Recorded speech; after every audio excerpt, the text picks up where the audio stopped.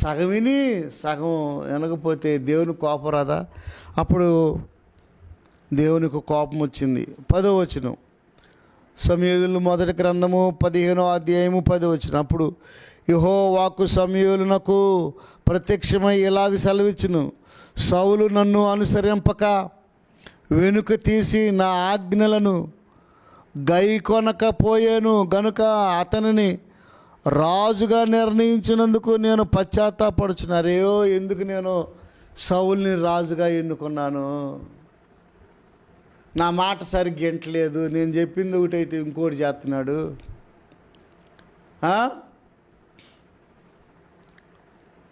నేను చెప్పిన ఏ మాట సరిగ్గా వింటలేదు,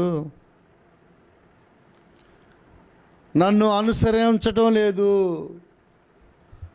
వెనకకు తీసి నా ఆజ్ఞలను సరిగ్గా గైకొనకలేకపోతున్నాడు అని